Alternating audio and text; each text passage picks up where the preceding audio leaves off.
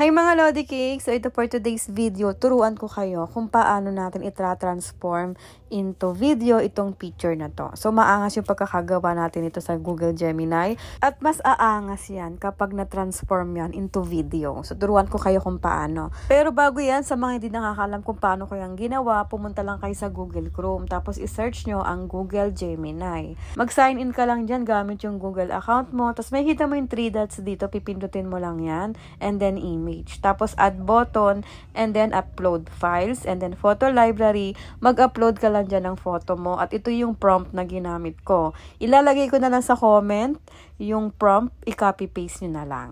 Tapos, i-edit nyo na lang ibang details dyan. And then, ito yung result nyan. After nyan, mga Lodi Cakes, pumunta kayo sa Pixverse AI. Ito yung pipindutin nyo, Ito yung nasa pangalawa. Ayan, Pixverse AI. And then, dito mga Lodi Cakes, mag-login lang kayo dito gamit yung Google account nyo para magkaroon tayo ng free na 150 credits para libre lang na makagawa tayo dito ng video. So, dahil 20 credits lang yung babayaran mo dyan, tapos meron kang free na 150 credits, makakagawa ka na dito ng 7 video ng libre lang. Simulan na natin. May kita nyo dito yung image na to. Pipindutin mo lang yan. At mag-add photo ka lang dyan. Photo library and then select mo na yung na-generate sa Google Gemini. And then, pagka-add nyo dyan mga Lodi Cakes, dito sa describe the content you want to create, ilagay mo lang dyan or i-describe mo kung ano yung gusto mong ipagawa na magiging video mo. Yung magiging transformation ng picture. So, sa akin mga Lodi Cakes, ito yung nilagay ko. In the video, it will be seen that Bumblebee opens the door for the woman. Then the woman drives and the car starts moving while Bumblebee is walking. Yan yung nilagay ko. So, kayo na bahala maglagay mga Lodi Cakes kung paano yung i-describe para yun yung magiging kalalabasan ng video mo. And then, pag okay na, pipinutin mo lang tong create. So, 20 credits yung bayad niyan. Kaya yung 150 credits mo, mababawasan niya ng 20, magiging 130 credits na lang yan. Tapos, wait nyo na lang dito, mag 100% kasi nagja-generate na yung video mo.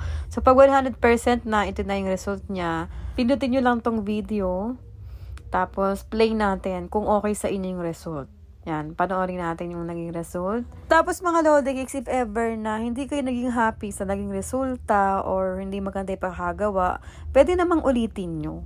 Mag-create na lang kayo ulit. Dito, i-back nyo lang, tapos pinutin nyo ulit yung create. Tapos nga pala mga Lodi Cakes, pwede nyo rin palang palitan yung video duration dito.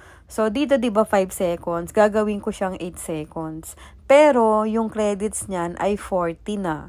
Madodoble po yung bayad. Depende sa inyo kung gusto nyo bayaran ng 40 or 20. Kung gusto nyo 20 lang, piliin nyo yung 5 seconds. Pero kung gusto nyo medyo mahaba-haba, 8 seconds, 40 nga lang yung bayad nun.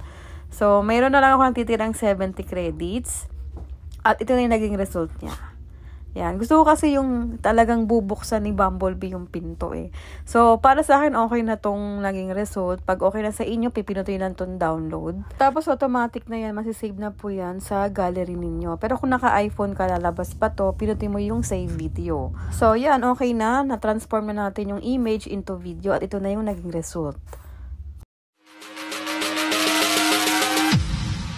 Drop the acid.